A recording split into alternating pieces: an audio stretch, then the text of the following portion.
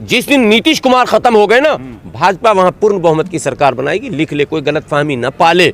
ये नीतीश कुमार है जिसने भारतीय जनता पार्टी को भी अपनी हद में रखा। जब तक बसपा थी ना उत्तर प्रदेश में, भाजपा नहीं आती थी पूर्ण बहुमत में। बसपा खत्म, भाजपा पूर्ण बहुमत में। जेडीयू खत्म होगी तभी भाजपा पूर्ण बहुमत में आएगी, वरना कभी नहीं। सुनिए, राजनीति के वो पहलवान है नीतीश कुमार जिनके पास वो सारे दाव हैं जो पहलवान आखिरी में इस्तेमाल करता है, और कभी अपने चेला को वो दाव बताता नहीं है। नीतीश कुमार जी ने राजनीति में किसी चेला को वो दाव नहीं बताया कि कब हम पटकेंगे और कैसे पटकेंगे। आप कितना समझ पा रहे हैं अभी के जो स्थितियां हैं, ये अभी क्या होने वाला है जितना आप उनका बता रहे हैं? हम तो समझ रहे हैं कि खेल होगा, लेकिन चूंकि इस बार डबल खेल होगा। इस बार दो पहलवान को पटकने की तैयारी में वो हैं। नीतीश कुमार के बारे में लोग कहते हैं पलटू चाचा, आप लोग भी कहते हैं सब लोग।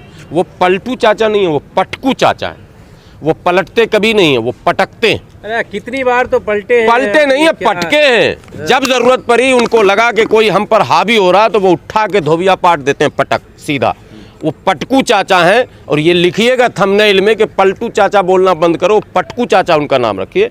और ज़रूरत पड़ेगी अगर कोई उनके काम में बाधा डालेगा, उनके काम करने के तौर तरीके अपने अलग हैं, भारत के और मुख्यमंत्रियों से अलग हैं, और उन्होंने अपने उस काम का लोहा बिहार में मनवाया है। बिहार का बड़ा वर्ग आज भी नीतीश कुमार के काम की प्रशंसा करता है। कुछ फैसलों से असहमति जताने के बाद भी मोटा मोटी जो बिहारी भाषा में आप बोलेंगे तो नीतीश कुमार के काम से लगभग सभी वर्ग संतुष्ट होता है, ये कहकर कि नहीं, काम के मामले में भाई शिकायत नहीं कर सकते हैं। एक बात, नौकरियों की बात करें, उत्तर प्रदेश के हजारों शिक्षक बिहार में नौकरी कर रहे हैं। हजारों, मैं कह रहा हूँ, तादाद हजारों का मतलब 1000 नहीं, हजारों।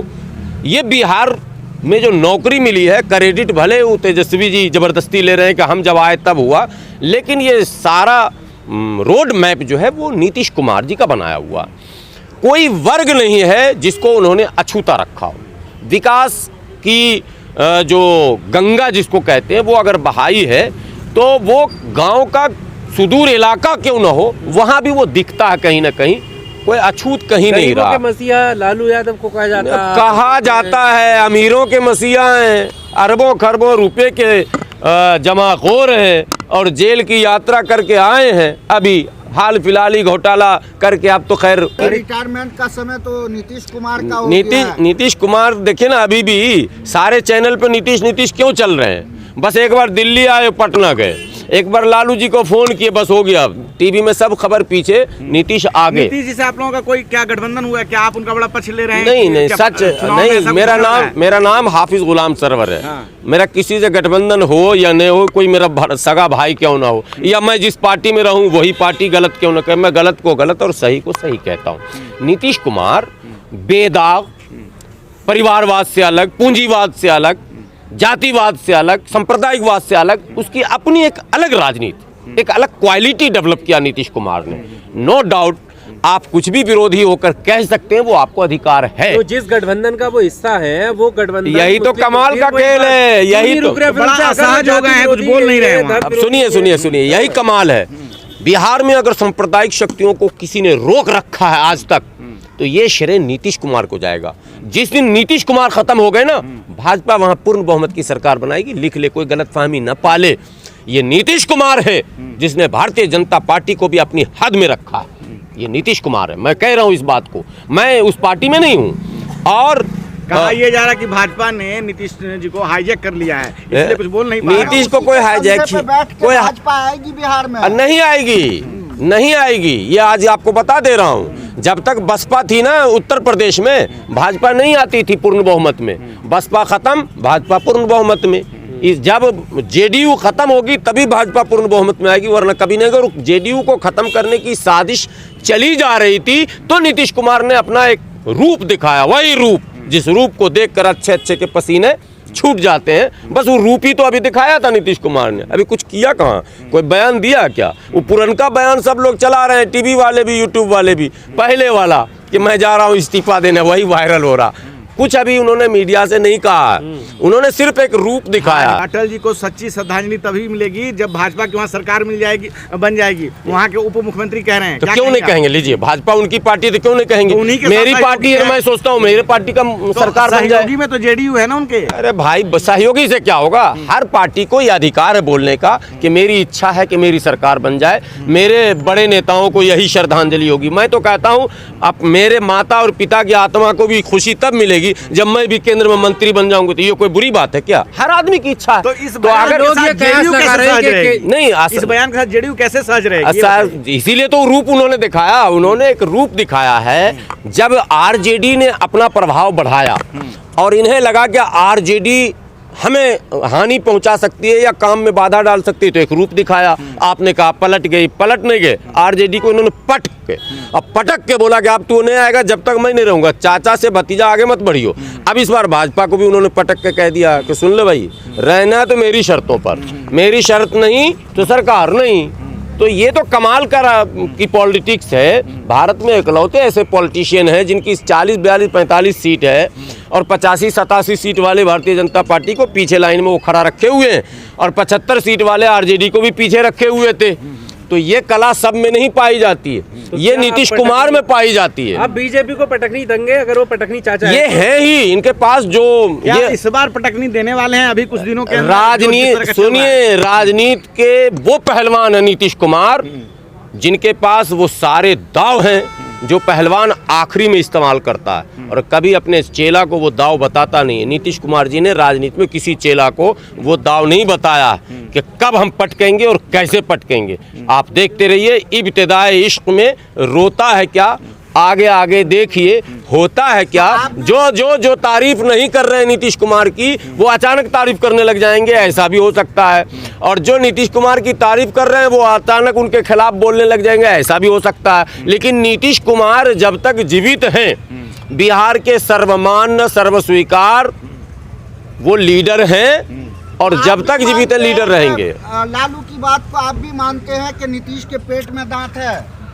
अब लालू जी से पूछिएगा, अगर इस बार पटकनी हुई, पलटी तो हम बोलते नहीं, पटकनी, तो फिर लालू जी से पूछिएगा, कहाँ जी लालू जी, आप जो बोलते थे कि नीतीश के तो पेट में दांत है, तो आप बताइए क्या है? सच्चाई यह है, ये कहावत है, पेट में दांत बोलने का मतलब बातों को पचाने की क्षमता, कम बोलना ज्यादा करना, ये नीतीश कुमार की आदत।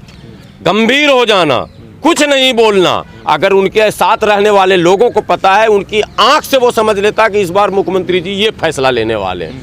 ये नीतीश कुमार के अंदर कला है। आप कितना समझ पा रहे हैं अभी के जो स्थितियां हैं, ये अभी क्या होने वाला है, जितना आप उनका बता रहे हैं? हम तो समझ रहे हैं कि खेल होगा, लेकिन चूंकि इस बार डबल खेल होगा, इस बार दो पहलवान को पटकने की तैयारी में वो हैं, इसलिए थोड़ा एक्सरसाइज और वर्जिश। दोनों पहलवानों को बारी बारी से ढोते हैं वो और उनके साथ सवारी करके सत्ता में बने रहते हैं। नहीं, दो पहलवान मतलब आप अभी नहीं समझे, समझने वाले समझ रहे होंगे।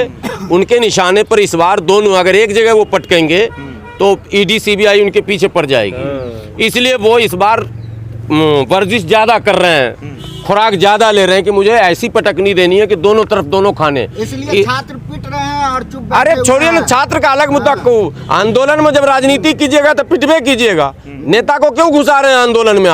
आप आंदोलन कीजिए विशुद्ध रूप से, छात्र आंदोलन हो चाहे, हर आंदोलन में नेतागिरी। उसी आंदोलन से ये निकले हैं और वही तो उसी आंदोलन से तो पूरा भारत का नेता जितना है, लालू जी कौन आंदोलन, वो भी तो आंदोलन से निकले हैं, नीतीश जी भी आंदोलन से निकले हैं। आप केंद्र में देखिए जितने नेता नजर आएंगे उन 80% आंदोलन से निकले हुए हैं। इसका ये मतलब नहीं कि कोई आंदोलन के नाम पर राजनीति करे। आंदोलन होना चाहिए, छात्रों को अधिकार है, करना चाहिए, हम उसके साथ खड़े हैं, लेकिन आंदोलन का राजनीतिकरण नहीं होना चाहिए। कभी वो नेता कूद के आ रहे हैं, कभी उसको फंसा रहे हैं, फिर वो नेता कूद के आ रहे हैं, उसको फंसा रहे हैं, तो वो आंदोलन डिरेल हो जाएगा और डिरेल हो रहा है।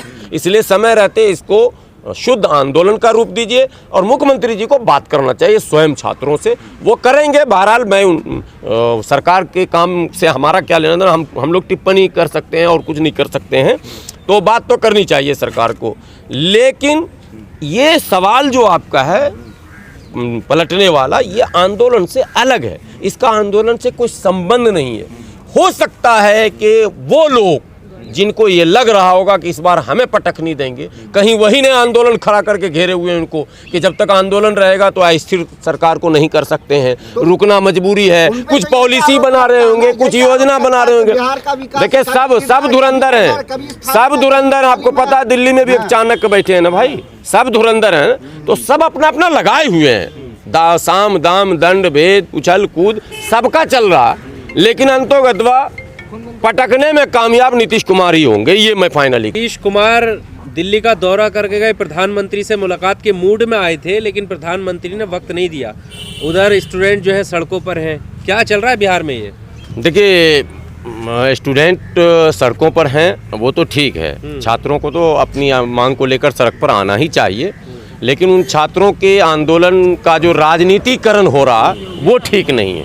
कौन कर रहा है? अब तमाम दल उसमें कूद रहे हैं, तमाम दलों को इसमें कूदकर उसका राजनीतिकरण नहीं करना चाहिए। छात्रों को आंदोलन विशुद्ध रूप से करने देना चाहिए, उनकी अपनी समस्या है और छात्र नेताओं के मोहताज नहीं है। नेता छात्र के मोहताज हो सकते हैं, छात्र नेता के मोहताज नहीं है।